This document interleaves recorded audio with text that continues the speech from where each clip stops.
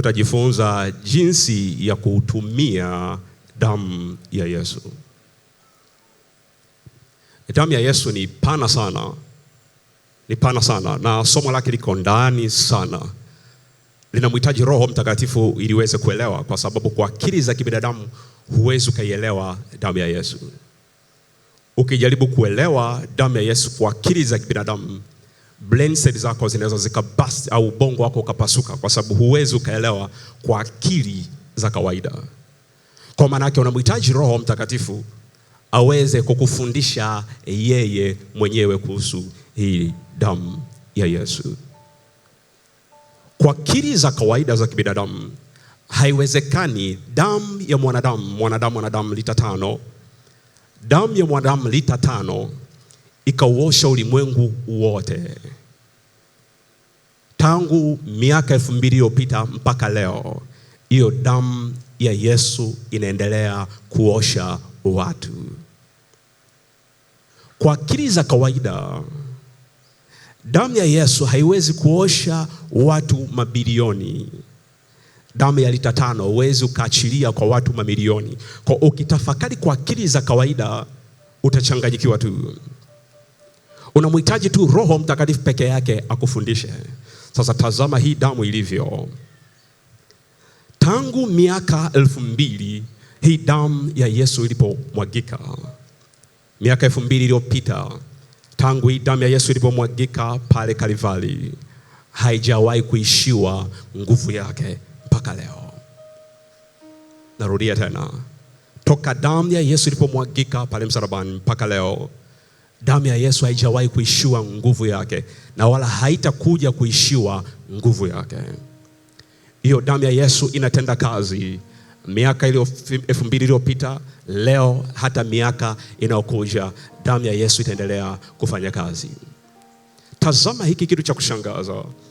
Damu ya Yesu ilianza kunena mema miaka 2000 iliyopita. Haijaacha kuongea mpaka leo. Na hiyo damu ya Yesu itaendelea kunena mema mpaka mwisho, haita nyamaza hata kidogo. Damu ya Yesu itaendelea kupiga kelele katika maisha ya waamini. Itaendelea kupiga kelele na kunena mema katika maisha ya waamini milele, haita nyamaza. Kwa nini? Hii ni damu ya ajabu sana. Hii ni damu ya ajabu sana. Hii ni damu ya ajabu sana. Lakini tazama jambo hili. Huwezi ukajua namna ya kuitumia damu ya Yesu kama hujui kusudi la hiyo damu kumwagika. Na huwezi kutumia damu ya Yesu kama haujui thamani ya hiyo damu ya Yesu kwenye maisha yako. Na huwezi kuitumia hiyo damu ya Yesu kama huwezi kujua namna ambavyo hii damu ya Yesu inafanya kazi. Ndio maana tukaangalia maajabu 7 ya hiyo damu ya Yesu, namna ambavyo hii damu ya Yesu ina operate, namna damu ya Yesu inavyoweza kufanya kazi. Sio unaweza kuelewa hicho kitu. Unaweza kuwa na silaha hatari sana kwenye maisha yako, nyumbani kwako unatembea nayo, lakini usijue jinsi ya kuitumia, na adui akakupiga vibaya mno pamoja na silaha zote ambazo uko nazo. Tatizo sio kuwa na silaha hatari. Tatizo ni namna ya kuitumia silaha yako. Narudia tena. Issue sio kuwa na silaha hatari tu. Unaweza kuwa na silaha hatari za kutisha na bado ukapigwa na adui. Kwa nini? Kwa sababu ya kutokujua namna ya kuitumia silaha yako. Unaweza kusema, mtumishi wa Mungu Innocent, unaongea kitu gani hapa? Muulize Goliati, atakwambia. Alikuwa na silaha za ajabu za kutisha. Alikuwa na protection ya ajabu imemfunika kila mahali ya kutisha. Lakini tazama jambo hili. Kijana mdogo anaitwa Daudi, wakampa silaha. Wakina Sauli wakampa silaha, hizi zitakusaidia na vitu vya kukulinda hivi wakampa. Lakini akavikataa, hivi sijavizoea. Ninayo silaha moja ambayo ninaifahamu vizuri zaidi kuliko silaha nyingine yoyote. Na hiyo silaha nimeijaribu nilipokuwa peke yangu polini msituni nikichunga kondoo za baba yangu. Ninaamini silaha ambayo niko nayo na ninajua vizuri zaidi kuitumia kuliko hizo silaha zenu. Na wakawa nashangaa, huyu mtoto mdogo anajiamini kitu gani? Na ataendaje kwenye vita pasipokuwa protected, pasipokuwa na kinga? Na ataendaje katika vita pasipokuwa na silaha za hatari ambazo zinaweza zikamwogopesha adui? Sasa tazama, Goliati alipomtazama yule mtoto mdogo, alicheka sana. Inawezekana je, mtoto mdogo kanifuata ukiwa namna hii. Mimi na uzoefu wa vita, niko protected na silaha za kila aina. Daudi akasema, yule Mungu alinisaidia nikamuua simba na dubu polini, ni Mungu huyo huyo atakayenisaidia kumpiga Mfilisti huyu. Maana yake alikuwa anajua namna ya kutumia silaha alizonazo. So unaweza kuelewa hicho kitu. Ukiwa wewe ni Mkristo muamini uliokoka, sikiliza jambo hili litakusaidia usije ukasahau hata siku moja. Ukiwa wewe ni Mkristo uliokoka, kitu cha msingi cha kujifunza kwenye maisha yako kuliko kitu kingine chochote ni namna nzuri ya kuzitumia silaha ambazo uko nazo. Na hili ndio tatizo ambalo tuko nalo katika kanisa la leo na katika Wakristo wa leo. Mungu amewapatia silaha za hatari za ajabu hujawahi kuona, lakini Wakristo wachache mno ambao wanajua namna nzuri ya kutumia silaha ambazo wamepewa. Narudia tena. Wakristo wengi Mungu amewapatia silaha nyingi za vita za kila namna, na wanaweza kuzitumia kwa namna yoyote ile kwa kadri Roho Mtakatifu anavyowajalia, lakini asilimia kubwa hawajui namna ya kuzitumia. Sio unaweza kuelewa hicho kitu? Kwa hiyo kuonyesha kitu. Okay, soma katika kitabu cha Hosea. Hosea anasema hivi, watu wangu wanaangamizwa. Watu wangu wanaangamizwa. Wanaangamizwa si kwa sababu hawaombi, no. Kwa kukosa maarifa. Kwa kukosa maarifa. Unajua maana yake? Maana yake ni rahisi tu. Maana yake wana silaha na hawajui namna ya kuzitumia. Sio unaweza kuelewa hicho kitu? Narudia tena. Wana silaha lakini hawajui namna ya kuzitumia. Ndio maana unaweza kukuta Mkristo ameokoka, usiku analala na anakabwa kwenye ndoto na hajui nini cha kufanya. Jina la Yesu lipo, damu ya Yesu ipo, neno la Bwana lipo, na hajui what to do. Kwa kitu ambacho amekalili kwenye akili yake ni kumpigia mtumishi wa Mungu Innocent simu kumwambia kwamba mtumishi wa Mungu nimekabwa kwenye ndoto. Kitu ambacho anachojua ni kumpigia mchungaji wake simu na kumwambia mchungaji wangu, nabii, mwalimu, mwinjilisti, nimekabwa kwenye ndoto, sijui cha kufanya. Huyu Mkristo anafikiri kwamba labda hana nguvu za Mungu. Si kweli hata kidogo. Tatizo sio kuwa na nguvu za Mungu. Tatizo ni namna ya kutumia silaha ambazo Mungu wa mbinguni amekupatia. That's the problem. So unaweza kuelewa hicho kitu? That's the problem. Kwa nini Wakristo wengi wanapita huku na huko wakihangaika, wakitafuta vitu ambavyo Mungu ameweka ndani yao, wakitafuta nguvu ambao Mungu ameweka ndani yao, Roho Mtakatifu yuko ndani yao, lakini hawafahamu namna ya kulilizi ile power ambao Mungu amekwisha kuiweka ndani yao. That's the problem. Kwa unakuta wanatafuta kitu ambacho Mungu ameweka ndani yao. Keep it there. Kwa muda ambao tunatakiwa tutumie sisi kwenye maisha yetu ni kujifunza namna ya kulilizi ile power ambayo iko ndani yetu. Kitu ambacho tunatakiwa tujifunze usiku na mchana kwenye maisha yetu ni namna ya kutumia silaha ambazo Mungu wa mbinguni ametupatia.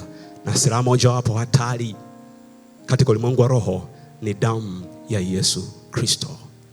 Narudia tena. Silaha moja wapo hatari katika maisha ya kiroho ambao Mungu wa mbinguni ametupatia ni damu ya Yesu. Sasa tazama kitabu cha Ufunuo 12 mstari wa 11.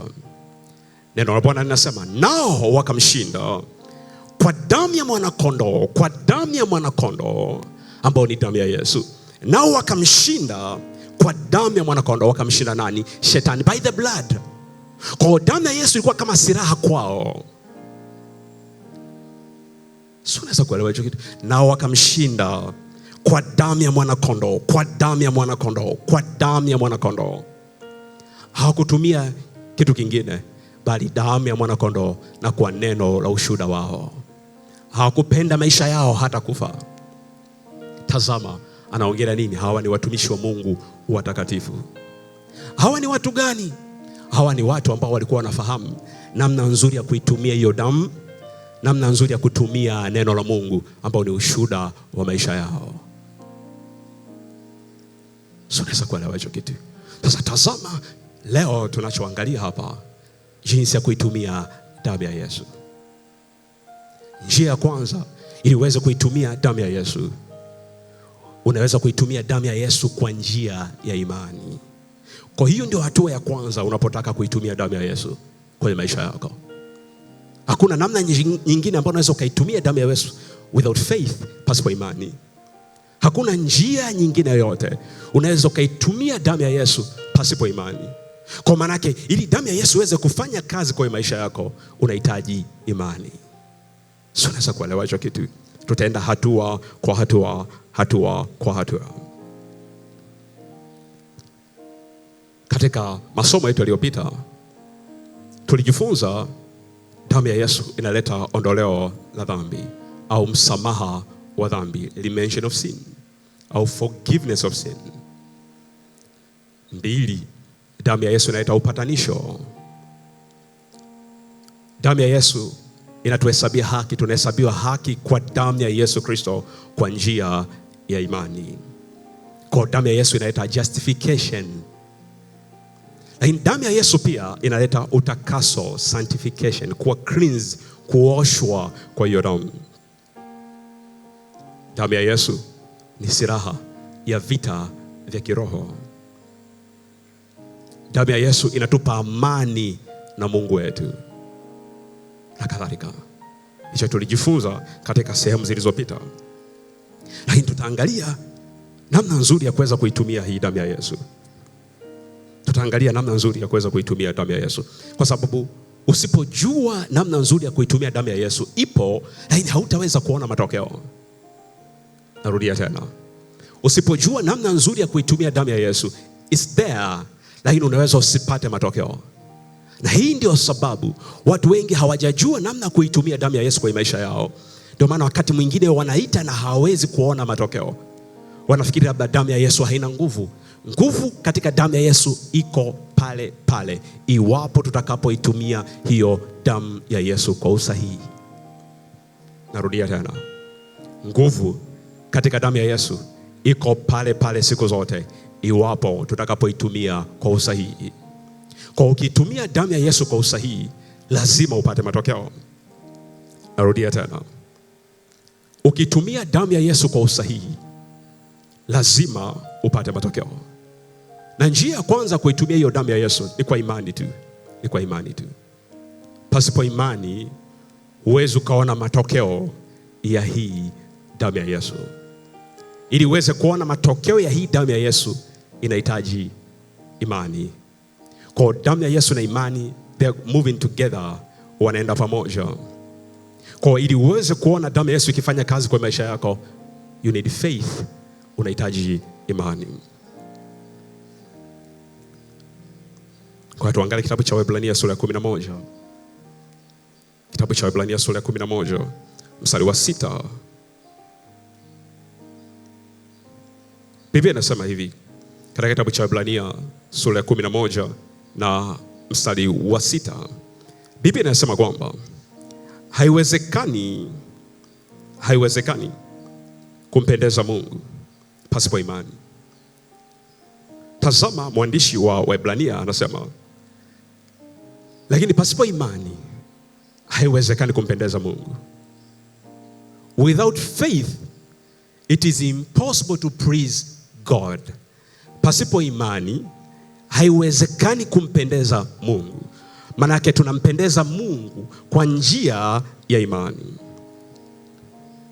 Kwa hapa Mungu katika mstari wa Waebrania 11 mstari wa 6 tunapata kanuni sasa nzuri sana, kwamba kila kitu cha Mungu kinafanya kazi kwa imani, ikiwemo damu ya Yesu. Narudia tena. Kupitia Waebrania 11 mstari wa 6, lakini pasipo imani haiwezekani kumpendeza Mungu. Pasipo imani haiwezekani kumpendeza Mungu. Hatumpendezi Mungu kwa matendo yetu. No. Biblia inasema pasipo imani haiwezekani kumpendeza Mungu. Hii ni kanuni ambayo tunaiona katika kitabu cha Waebrania 11 mstari wa 6. Kila kitu cha Mungu kinafanya kazi kwa imani, ikiwemo damu ya Yesu. Hata neno la Mungu pia linafanya kazi kwa imani. Pasipo imani hata Biblia yako utembee nayo siku zote, hauwezi kuona matokeo ya hiyo Biblia yako. Jina la Yesu hata ulitamke mara 10, pasipo imani it doesn't work.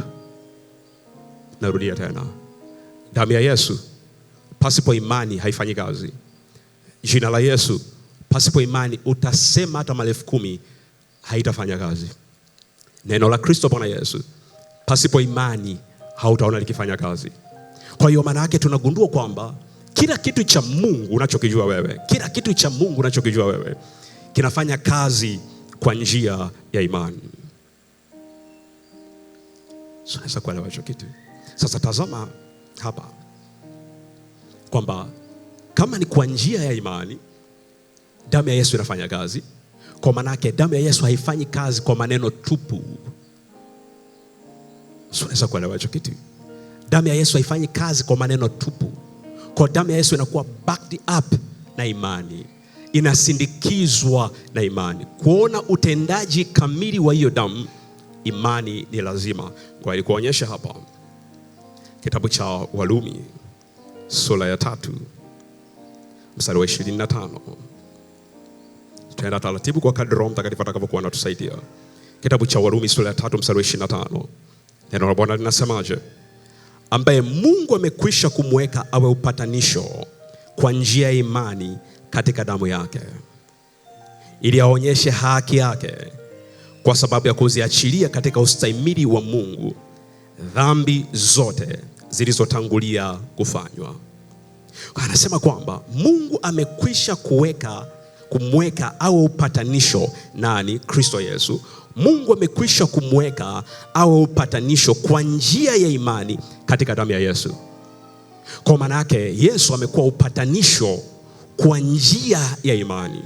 Kwa maana yake huwezi ukapata upatanisho wewe na Mungu pasipo imani kwa damu ya Yesu Kristo. Narudia tena, huwezi ukapata upatanisho wewe na Mungu pasipo imani kwa damu yake. Ndio maana anasema kwamba Mungu amekwisha kumweka awe upatanisho kwa njia ya imani katika damu yake, kwa njia ya imani katika damu yake, kwa njia ya imani katika damu yake. Kwa hata mtu akisema Mungu nitakase, pasipo imani hakuna kinachofanyika. Unaweza kuelewa hicho kitu. Ndio maana ni vizuri sana kuelewa kile ambacho unakuwa unakitamka unapokuwa kwenye maombi. Na hii ndio unashangaa Wakristo wengi kile ambacho wanakitamka kwenye maombi hawaelewi wanaomba kitu gani. Kwa nini? Kwa sababu hawataki kujifunza. Usiwe Mkristo wa kutaka kujifunza, bali uwe Mkristo wa kutaka kujifunza kila siku ili ukapate kumjua Mungu wako kila siku. Isipite siku kwenye maisha yako pasipo kusoma neno la Mungu. Kwa sababu hiyo damu ya Yesu utaijua utakapokuwa unafungua Biblia yako. Narudia tena, huwezi ukaijua damu ya Yesu pasipo kulifungua neno lake. Kwa unaijua damu ya Yesu unapokuwa unafungua neno la Mungu kila siku. Shauku ya moyo wako iwe ni kumjua Mungu siku zote. Shauku ya moyo wako iwe ni kumjua Mungu kuliko kitu kingine chochote. Shauku ya moyo wako iwe ni kumjua Mungu kuliko fedha, kuliko dhahabu na kitu kingine chochote. Shauku ya moyo wako iwe ni kumjua Mungu kuliko fedha, dhahabu au mali na tamaa za dunia hii. Ndio maana Biblia inasema amjuaye Mungu wake atatenda makuu. Unaweza kuelewa hicho kitu? Hujaelewa? Biblia inasema hivi, amjuaye Mungu wake atatenda makuu. Ndio maana ukiwatazama hapa kuna watu maelfu wengi sana, na wote wamempokea Roho Mtakatifu. Asilimia kubwa wamempokea Roho Mtakatifu, na Roho Mtakatifu yuko ndani yao. Lakini hata huyo Roho Mtakatifu wakati mwingine hawamjui. Unaweza kuelewa hicho kitu? Lakini neno la Bwana linatuambia kwamba amjuaye Mungu wake atatenda makuu. Na hiki ndicho ambacho tunachopishana, ni ufahamu wetu juu ya Mungu wetu. Ukiona mtu anafanya vitu zaidi, si kwamba ana nguvu nyingi kuliko wewe. Nguvu ni zile zile. Sema tunachozidiana ni namna ambavyo tunatofautiana ufahamu juu ya hicho kitu ulicho nacho. Narudia tena. Unaweza kuwa na simu nzuri, inafanya vitu vingi vya kutisha, lakini wewe unatumia kupokea simu na message peke yake na kuingia WhatsApp. Si kwamba simu yako haiwezi kufanya vitu vingine, la hasha. Inaweza ikana calculator, inaweza ikana kila kitu, inaweza kufanya kila kitu, ikarekodi, ikafanya, ikapiga picha, ikafanya kila kitu. Lakini wewe kwa sababu ya kutokujua namna kuitumia simu yako nzuri, ukaishia kupokea na kutuma message peke yake. Tatizo sio simu yako. Tatizo ni namna nzuri ya kuitumia simu yako. Sio unaweza kuelewa hicho kitu? Sio unaweza kuelewa hicho kitu? Nitoa mfano mahali hapa miaka fulani. Kuna mtu fulani mzee alikuwa na simu nzuri tu. And then akaona simu ya kijana mwingine, namna ambavyo yule kijana anavyoitumia simu yake. Anaitumia kwa mbwembwe, inaweza kufanya hivi, inafanya hivi, inafanya hivi. Alafu huyu mzee akasema, natamani niwe na simu kama yako. Huyu kijana akashangaa, akamwambia yule mzee, mama, mbona simu yako ni nzuri sana na ya bei kubwa sana kuliko simu yangu? Na mimi natamani niwe na simu kama yako. Ndoto yangu ni kuwa na simu kama yako. Tazama jinsi ilivyo sasa. Huyu mama alikuwa na simu nzuri ya bei kubwa, inaweza kufanya vitu vingi. Huyu kijana anaitamani. Lakini mama alipokuwa ameiweka kwenye mkoba wake, akawa anatazama kijana mwingine anavyoitumia kwa mbwembe, anavyopiga picha, ana edit kutumia simu yake. Mama akaona hii simu inapiga picha vizuri na kadhalika. Kumbe zile ni edit, ni kijana tu, ni utaalamu, skills alizonazo. Na huyu kijana moyoni mwake anatamani awe na simu kama yule mama. Ndoto yake ni kuwa na simu kama yule mama. Na mama alipokuwa anatazama skills za huyu kijana, akatamani simu.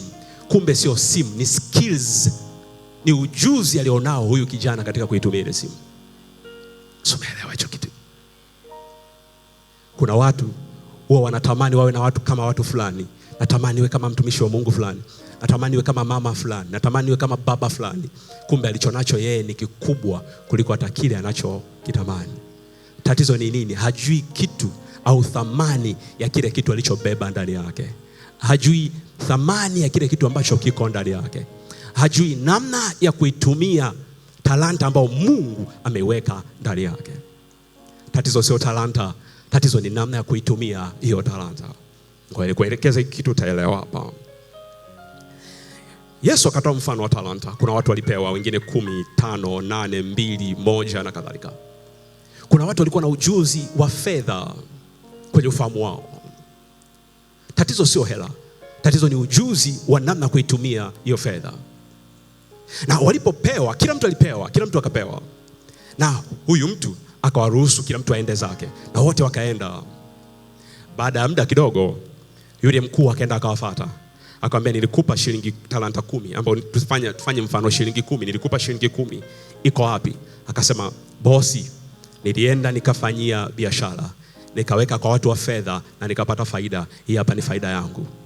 Hongera sana. Congratulations. Hongera sana. Safi. Wewe ni mwana mzuri. Na wewe nilifanya hivyo hivyo. Ulinipa shilingi 8, nimeenda kuweka kwa watu wa fedha, imezaa shilingi 8. Hongera sana. Wewe una akili, una hekima. Na wewe ulinipa shilingi 5. Kwa ujuzi ambao niko nao juu ya fedha, nikaenda nikaiweka mahali, ikazaa, nikapata faida, na hii shilingi 5 ni faida yake. Na wewe ulinipa shilingi 1, nikafikiri, nikahisi nitaipoteza, nikaenda kuificha, nikaichimbia, ili siku utakapokuja kunidai, sitaki kesi na mtu, nikuletee ile hela ulionipatia hii hapa. Bwana wake akasema, wewe ni mmoja wa watu wapumbavu. Wewe ni mtu mpumbavu. Tatizo sio mtaji. Tatizo sio kitu ambacho uko nacho. Tatizo ni maarifa ya namna ya kutumia kile kitu ambacho uko nacho. Haijalishi ni kitu kidogo kiasi gani, unachohitaji ni knowledge, maarifa ya kutumia kitu ambacho Mungu ameweka ndani yako. So naweza kuelewa hicho kitu. Kuna vitu vingi ambavyo Mungu wa mbinguni amewekeza katika maisha ya watu, vingi sana. Lakini tatizo, watu wanatamani vitu vya watu wengine. Wakati vitu ambavyo Mungu ameweka ndani mwao ni vikubwa kuliko unavyoweza kufikiri. Kinachohitajika nini? Ni kunoa kitu ambacho Mungu ameweka ndani yako. Unakinoaje? Kwa kujifunza namna ya kukitumia. Unaweza kuelewa hicho kitu? Talanta yote ambayo Mungu ameweka ndani yako, kipawa chochote, wewe ni biashara, ni kitu chochote, unafanya kazi, wewe ni mpiga picha au unafanya kazi yoyote, kila siku jifunze, kila siku wekeza nguvu ya kujifunza kila siku namna ya kutumia kile kipawa ambacho Mungu ameweka ndani yako to the maximum. Unaweza kuelewa hicho kitu? Unaweza kuelewa hicho kitu? Jifunze namna nzuri ya kutumia kile kitu ambacho Mungu ameweka ndani yako. Na Mungu ametupatia sisi damu yake. Mungu ametupatia sisi damu yake. Kwa lazima tujifunze hatua kwa hatua namna nzuri ya kuitumia hii damu ya Yesu ili tuweze kuona matokeo katika maisha yetu. Okay, kwa tuendelee hapa. Jambo la pili, tumia damu ya Yesu kwa kutamka au kwa kukiri. Jambo la kwanza tumejifunza, unaitumia kwa njia ya imani. Lakini jambo la pili, unaitumia damu ya Yesu kwa kutamka, kwa kukiri, confession, kuikiri kila siku. Usipokuwa unatamka huwezi kuona matokeo, hata kama ndani ya moyo wako unaamini. Na hiki ndicho ambacho Biblia inatuambia katika kitabu cha Warumi sura ya 10. Ngoja nikuonyeshe kitabu cha Warumi sura ya 10, mstari wa 10. Neno Bwana linasema, kwa maana kwa moyo mtu huamini hata kupata haki. Kwa mtu anapoamini anapata haki yake. Lakini anaendelea mbele, na kwa kinywa hukiri hata kupata wokovu. Maana kuamini na kutamka, kukiri, vinaenda pamoja. Unaelewa hicho kitu? Ndio maana kuna wakati mwingine unaweza kukabwa, and then usipotamka huwezi kuona chochote sometime. Na wakati mwingine si utamke kwa moyo, wakati mwingine utamke kwa sauti kubwa kwa kinywa chako. Ndio maana anatuambia kwamba kwa maana kwa moyo mtu huamini hata kupata haki, na kwa kinywa chake hukiri hata kupata wokovu. Unaweza kuelewa hicho kitu? Kwa baada ya imani kutangulia, kinachofuata ni nini? Ni kutamka kile unachokiamini. Kwa damu ya Yesu huanza kufanya kazi kwa nguvu zaidi unapoitangaza hiyo damu ya Yesu kwa maneno yako. Narudia tena. Damu ya Yesu inaanza kufanya kazi zaidi na kwa nguvu pale unapoitangaza kwa maneno yako.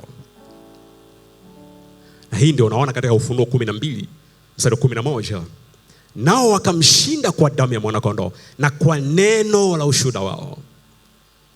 Biblia imeweka vitu viwili hapo, kwa damu ya mwanakondoo na kwa neno la ushuhuda wao.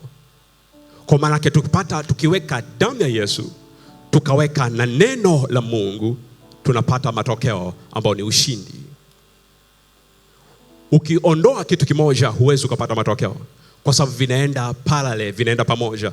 Damu ya Yesu na neno la Mungu vinaenda pamoja, na mwisho unapata ushindi. Kwa hiyo ili uweze kupata matokeo lazima ujifunze namna ya kutamka damu ya Yesu kwa maisha yako. Katika sehemu zilizopita za somo letu tumejifunza sana juu ya hiki kitu, lakini ninachotaka kuongea tu hapa, tamka kwa kinywa chako. Tamka damu ya Yesu kwa watoto wako. Tamka damu ya Yesu kazini kwako kwa imani. Tamka damu ya Yesu kwenye kila eneo la maisha yako. Iwe dukani kwako, achilia damu ya Yesu, achilia damu ya Yesu, achilia damu ya Yesu. Damu ya Yesu, damu ya Yesu, damu ya Yesu. Miaka kadhaa iliyopita, miaka mingi kidogo imepita, nilikuwa nafanya biashara. Nikifika kwenye biashara, eneo la biashara, nilikuwa nazunguka kwenye lile eneo naita damu ya Yesu, damu ya Yesu, damu ya Yesu. Na kwa wakati huo sikujua kitu ambacho nilichokuwa nafanya. Nilikuwa nafanya tu, nilikuwa sielewi nini ambacho kinatokea. Lakini biashara zangu zikawa zinaenda vizuri sana, zinaenda vizuri. Kuna mtu mmoja akaja kunikatisha tamaa. Akaniambia, wewe kijana unapoteza muda. Kwa nini? Kwa sababu unapoita damu ya Yesu kwenye biashara yako, damu ya Yesu inapofunika, inapokava biashara yako, biashara yako inahitaji watu wa Mungu na wale wasio wa Mungu, kwa wachawi na watu wengine wote watakuja kununua. Lakini when they see the blood, hawezi kuingia kuja. So naweza kuelewa hicho kitu. Kwa hiyo kwenye biashara yako usiite damu ya Yesu. Wewe ukifika tu ingia kama ulivyo. Usiokathubutu kusikiliza mafundisho ya namna hiyo yakakukatisha tamaa kuitumia damu ya Yesu kwa maisha yako. Ghafla neno la Bwana likaja ndani ya moyo wangu. Waebrania 12 mstari wa 24. Damu ya Yesu inanena mema kuliko hiyo ya Habili. Na Roho Mtakatifu akanifunulia namna ambavyo damu ya Yesu inafanya kazi hasa kwenye maeneo ya biashara. Mfano, damu ya Yesu inapofunika eneo la biashara, hainyamazi kimya. Hainyamazi kimya. Hiyo damu ya Yesu inaongea katika eneo la biashara. Na jambo la kwanza ambalo damu ya Yesu inafanya, inaita wateja. Damu ya Yesu ina nguvu ya kuita wateja. Ina nguvu kwa sababu inaongea. So naweza kuelewa hicho kitu. Ngoja nikupe upande mwingine labda wa giza, utaelewa zaidi. Kwa sababu watu wengi wametoka upande wa giza, kwa ukiwafundisha upande wa nuru pasipo kuelekeza mfano upande wa giza, they will never understand until we understand upande mwingine. Let me give you this example. Ngoja nikupe mfano huu. Tazama hiki kitu. Upande wa giza kuna vitu ambavyo wanafanya katika ulimwengu wa roho, na upande wa duniani physically, upande ambao sisi tunauona sasa ambao tupo, unaweza ukaushika, kuna vitu pia ambavyo watu wanafanya.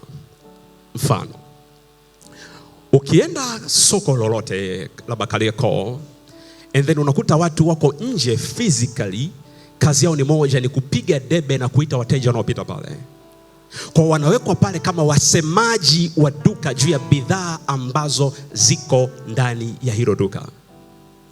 Kwa kama ni nguo, kuna watu watakuwa wanasema labda mbele wanaita nguo. Kama ni magari, ni mabasi ya kwenda mikoani, kuna watu watakuwa wanatangaza hicho kitu.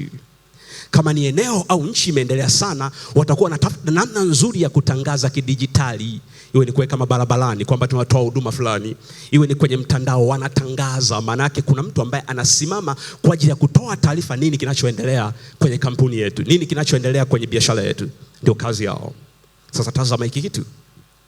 Ukikutana na huyo mtu au ukikutana na tangazo hilo, kama wewe ulikuwa unaenda Kariakoo kununua dagaa za 100,000 na ukakutana na mtu anakuambia anapiga debe tuna simu za 10,000, simu za 10,000, simu za 10,000, simu za 10,000, lakini wewe umepanga kwenda Kariakoo kununua dagaa za 100,000 peke yake. Alafu unashangaa kuna kitu kinasema kwenye ufahamu wako.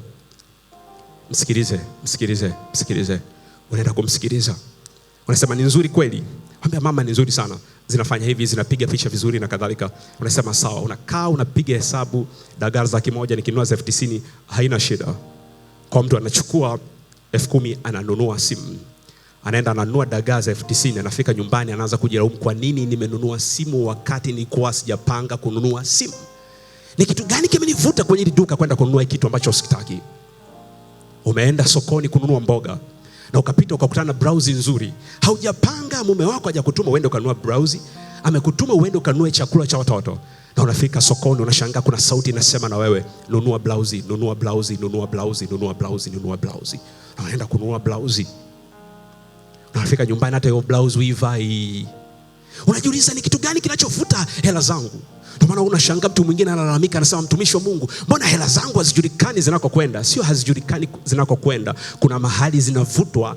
Kuna vitu ambavyo umetumia sio vya msingi, vimekuvuta katika ulimwengu wa roho. So unaelewa hicho kitu? Do you understand that? Unaelewa hicho kitu? Hivi ni vitu ambavyo vinafanyika katika ulimwengu wa mwili na wa roho. Sasa tazama hiki kitu ni kuonyesha hapa. Damu ya Yesu inapokuwa imeachiliwa kwenye biashara ya mtu au ni ofisini na kadhalika, na hiyo damu ya Yesu inakuwa inaongea, inavuta wateja. Mteja anapopita, hata kama halikuwa hajapanga kununua biashara yako, hajapanga kuja kwenye biashara yako kukuchangia na whatever, ile damu ya Yesu inasema naye kanunue.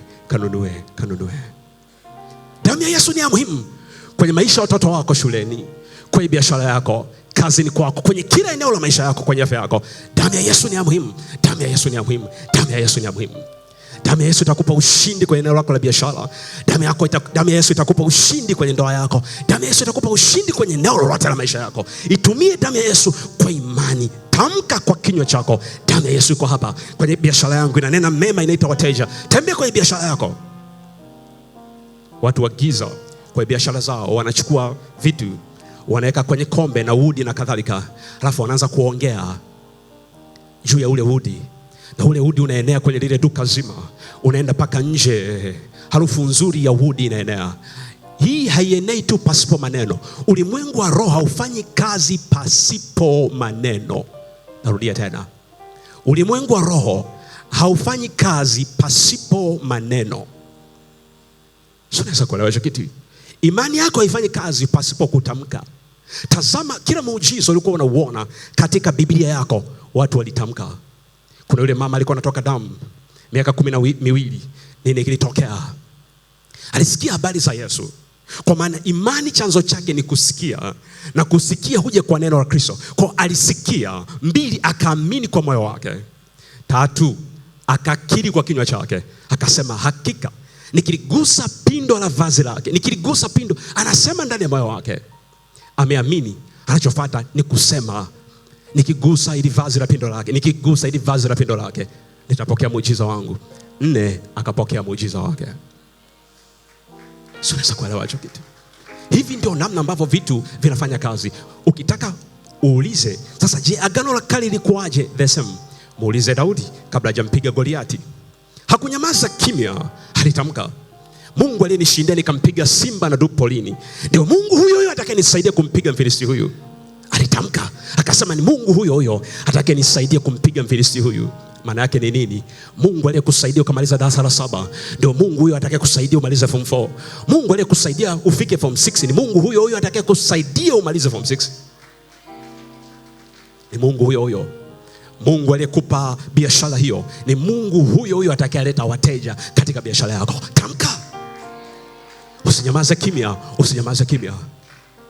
Kwenye kazi yako, umepata kazi, naona vitu haviendi sawa sawa, uchumi wa dunia unayumba, watu wanapunguzwa ajira na kadhalika.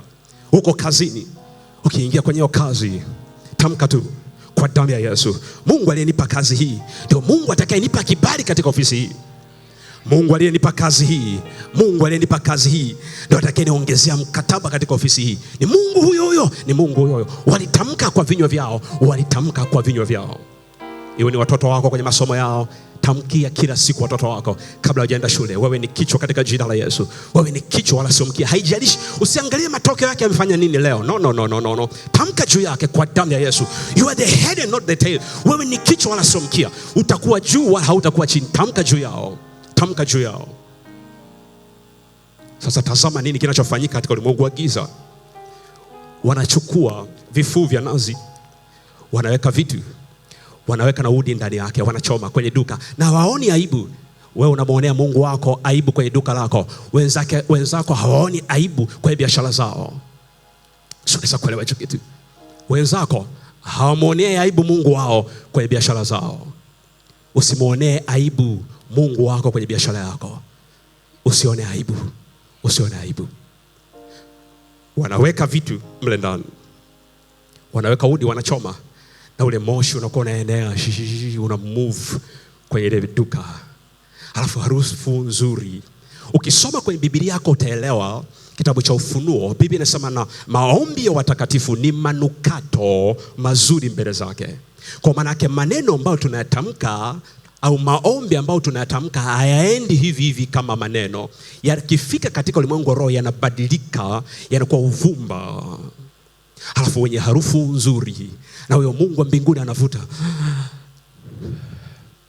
Kwa wanapokuwa wanachoma udi, ni mfano wa hicho kitu wa Ufunuo wa Yohana.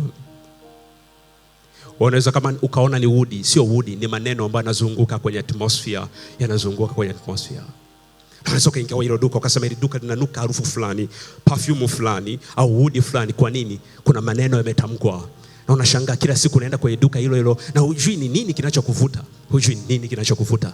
Kuna vitu vinaendelea katika ulimwengu wa roho. Lakini sisi hatuhitaji udi. Sisi hatuhitaji mishumaa. We have the blood of Jesus. Tuna damu ya Yesu Kristo. Sisi hatuhitaji juhudi.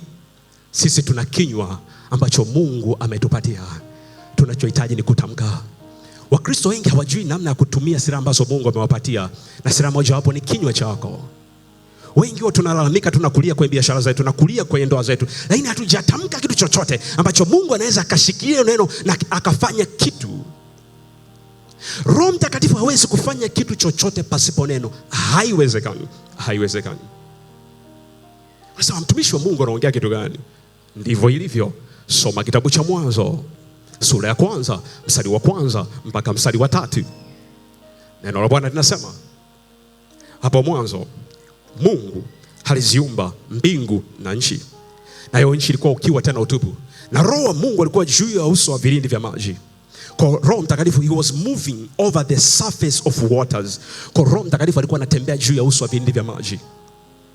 Roho Mtakatifu si kwamba hakuwepo. Roho Mtakatifu alikuwepo na alikuwa anatembea. Biblia inasema na Roho wa Mungu alikuwa akitembea juu ya vilindi vya maji. Lakini pamoja na Roho Mtakatifu kutembea katika vilindi vya maji, hakuna chochote kilichofanyika. Hakuna chochote kilichofanyika. Sio, unaweza kuelewa hicho kitu? Na hii ndio sababu hata hapa kanisani unaweza ukaona Roho Mtakatifu akatembea kwa namna isiyokuwa ya kawaida, alafu ukaona baadaye watu wakatoka kwenye ibada kama walivyo. Tatizo sio Roho Mtakatifu, tatizo ni sisi hatukujua nini cha kufanya wakati uwepo wa Mungu umejifunua, umekuwa halisi. Sio, unaweza kuelewa hicho kitu? It's just to tap to the presence of God. Ni kugusa ule uwepo wa Mungu ambao umejifunua. Sasa tazama hiki kitu katika kitabu cha Mwanzo. Tunaona Roho Mtakatifu alikuwa na move, alikuwa anatembea juu ya uso wa vilindi vya maji. The Holy Spirit was moving over the surface of water. Alikuwa na move kwenye ile surface, kwenye ile maji, anatembea. Hakuna chochote kilichofanyika. Hakukuwa na jua, hakukuwa na mwezi, hakukuwa na nuru. Na Biblia inasema na giza ilikuwa limetanda dunia yote. Giza, hakuna chochote. Alafu Baba Mungu wetu akaingia kati, akatamka, iwe nuru. Iwe nuru. Let there be light. Let there be light. Iwe nuru. Na ikawa nuru ghafla. Kwa nini? Kwa sababu neno lilipotamkwa, Roho Mtakatifu akalichukua lile neno na kulifanya likapata kuwa halisi. Sio, unaweza kuelewa hicho kitu? Sio, unaweza kuelewa hicho kitu? Unaweza kujiuliza, mtumishi wa Mungu, sasa kama Mungu alitamka, alitumia lugha gani? Hatujui.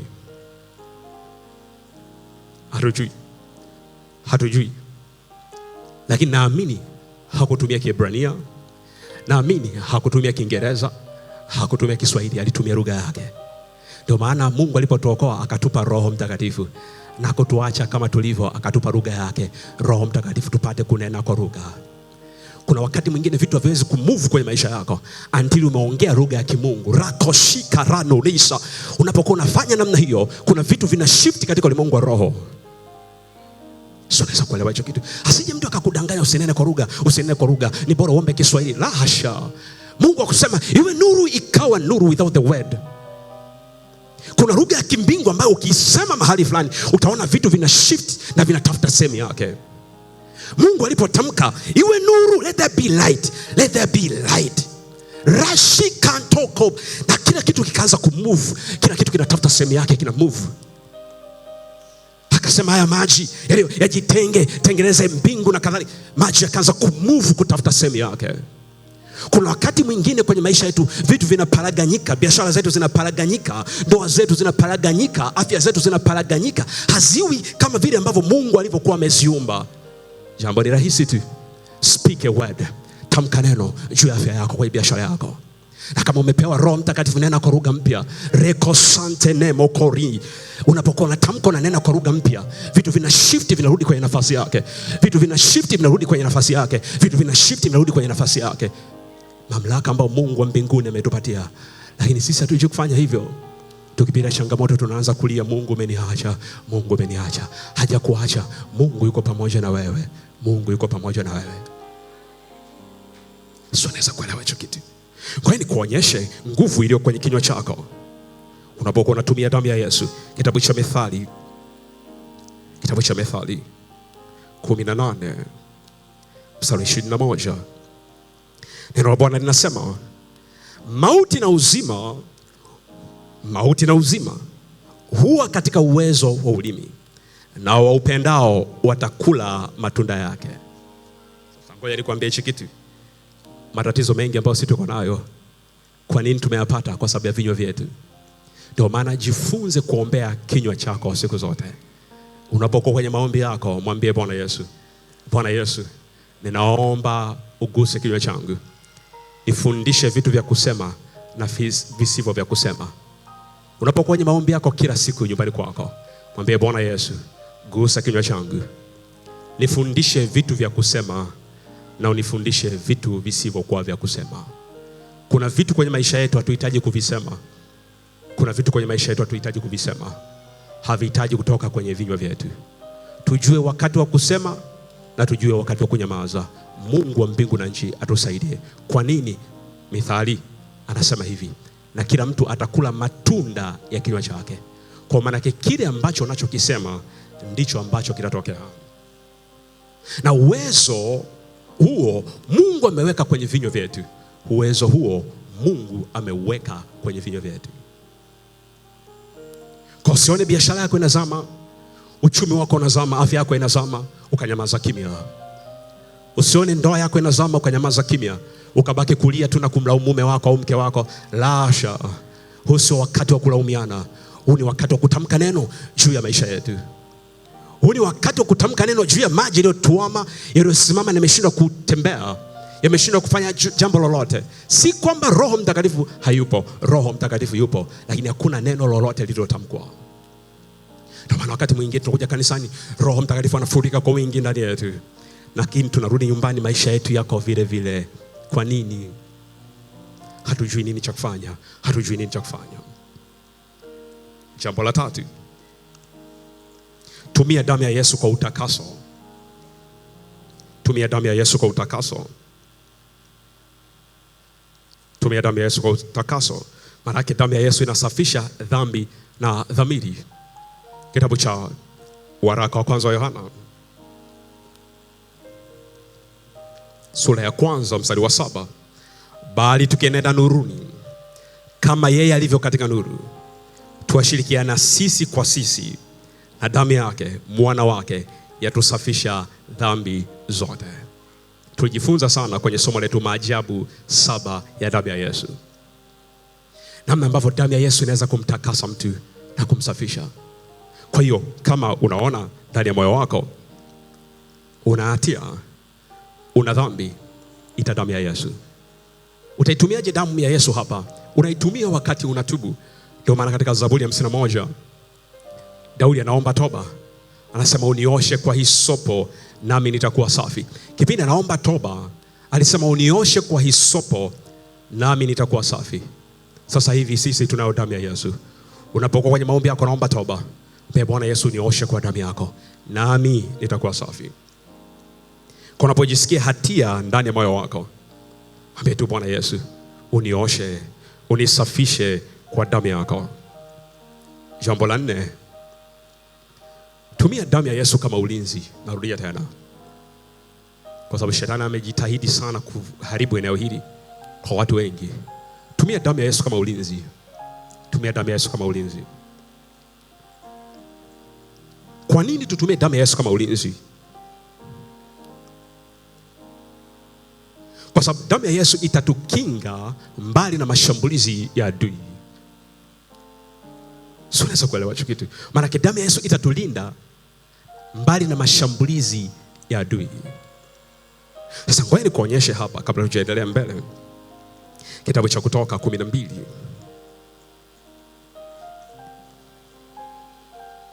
Kitabu cha Kutoka 12 mstari wa 13. Uone kilichotokea hapa.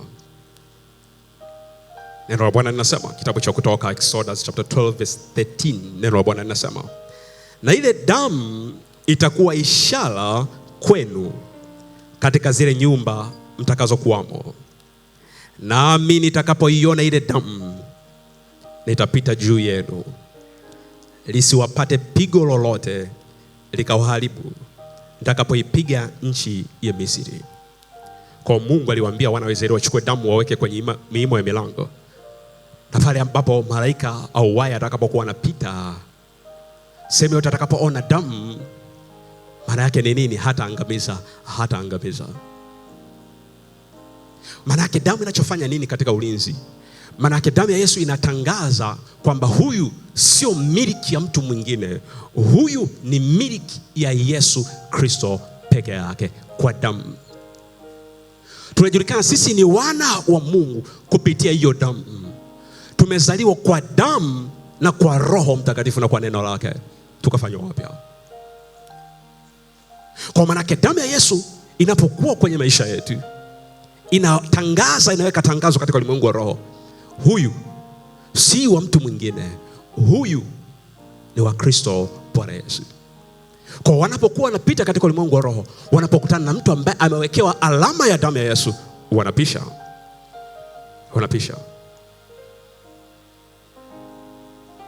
Kwa maana yake ni nini sasa? Damu ya Yesu inaleta kutengwa na mabaya, divine exemption. Damu ya Yesu inamleta mtu, inamtenga na mabaya, ambao ni divine exemption. Unaweza kuelewa hicho kitu? Hapa tunajifunza namna sahihi ya kuitumia damu ya Yesu kibiblia. Hawa walipokuwa wanaweka damu, Mungu amemwambia waweke damu kwenye mimo ya milango yao. Huu ulikuwa ni mfano wa agano la kale. Ulikuwa unatuonyesha namna ambavyo hiyo damu ya Yesu itakavyokuwa halisi katika agano jipya. Sasa imagine kama damu ya kondoo ilifanya namna hii. Je, si zaidi sana damu ya mwana kondoo? Damu ya mwana kondoo ni ajabu mno. Itakulinda na vitu vingi mno kwenye maisha yako, damu ya Yesu. Kwa nini? Kwa sababu hiyo damu ya Yesu ilibeba aibu yetu pale msalabani. Narudia tena. Damu ya Yesu itakulinda na vitu vingi mno kwenye maisha yako. Kwa nini? Kwa sababu damu ya Yesu ilibeba aibu yako pale msalabani. Yesu alipokuwa kwenye msalaba, nini kilitokea? Nadhani watu wengi huwa wafahamu nini kilichotokea katika ulimwengu wa roho na ulimwengu wa mwili kilichotokea pale msalabani. Yesu kabla hajamweka kwenye msalaba, walichofanya ni nini kwanza? Biblia inatuambia hivi, wakamvua nguo zake. Kwa Yesu alifuliwa nguo zake, akabaki uchi wa mnyama. Narudia tena.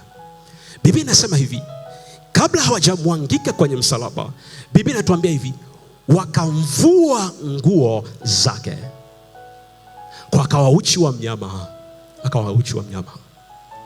Na hii ukisoma kwenye historia ndio ilikuwa tamaduni za jeshi la Kirumi walichokuwa wanafanya.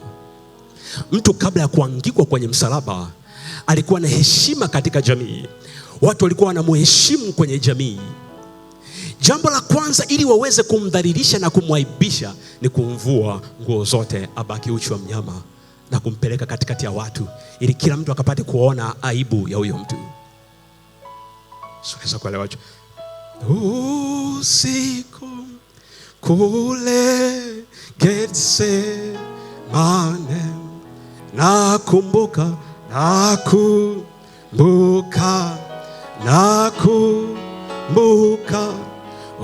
uchungu, mateso uliopata Mwokozi kule Getsemane. Kwa alikuwa anavulishwa nguo zote, na huyo Yesu akavulishwa nguo zote, akabaki uchi wa mnyama. Yaweza kuwa tena wewe unalalamika, mume wangu amenidhalilisha mbele ya watu, mke wangu amenidhalilisha mbele ya watu, fulani amenidhalilisha mbele ya watu. Hujawahi kuaibika kama Yesu. Hujawahi kuaibika. Unaweza kuwa unalalamika kazini kwako, fulani ameniaibisha, ametoa siri yangu fulani, ameniaibisha. Hujawahi kuaibika kama Yesu. Hujawahi. Unaweza kuwa unalalamika, ndugu yangu fulani sitamsalimia tena. Kwa nini? Amenivua nguo mtumishi wa Mungu. Amenidhalilisha, amenivua nguo mtumishi wa Mungu. Naona aibu hata kupita mtaani. Hujaibika kama jinsi Yesu alivyoaibika.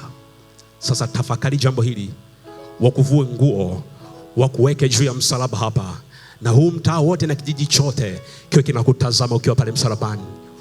Haukuweki chini, unakuweka juu kabisa ili kila mtu aone aibu yako. Walifanya hivyo ili kuua ile repetition, ile heshima ambayo Yesu alikuwa amejijengea kwa muda mrefu. Ndio maana Biblia inasema naye alichukua kudharauliwa, akaichukua kuaibishwa, kufedheheshwa. Biblia, Paulo anasema naye akaidharau aibu. Sio naweza kuelewa hicho kitu. Akaidharau aibu kwa ajili yangu mimi na wewe. Hii damu ya Yesu ina nguvu. Inaweza kuichukua aibu yako.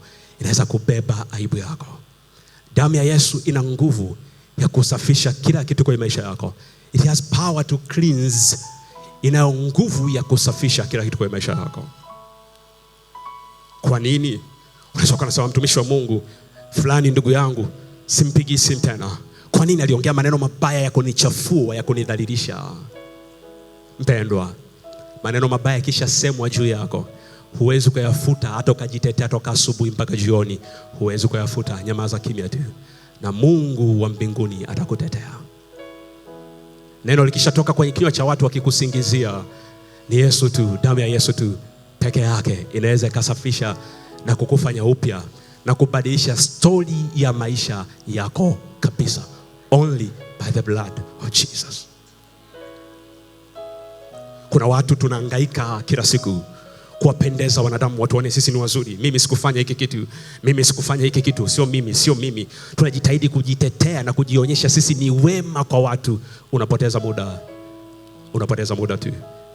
Msubiri Jehova peke yake. Yeye atakupigania na wewe utanyamaza kimya. Atakupigania na wewe utanyamaza kimya. Usihangaike kujitetea. Muache Jehova akutetee. Usihangaike kujitetea kwenye familia yako kwamba mimi ni mwema mno, nimefanya 1 2 3 4. Muache Yesu akutetee. Muache Yesu akutetee.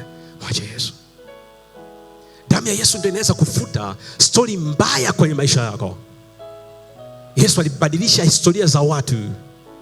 Alibadilisha historia za kina Petro. Ukisoma Agano la Kale, kuna mtu alikuwa anaitwa Rahabu, kahaba. Mungu akabadilisha historia ya yule kahaba. Mungu alibadilisha historia ya Mariam. Mungu alibadilisha historia ya Yusufu. Yusufu alikuwa house boy, mfungwa gerezani. Mungu akabadilisha historia yake, akawa waziri mkuu, prime minister wa nchi ya ugenini, pasipokuwa na connection ya mtu yoyote.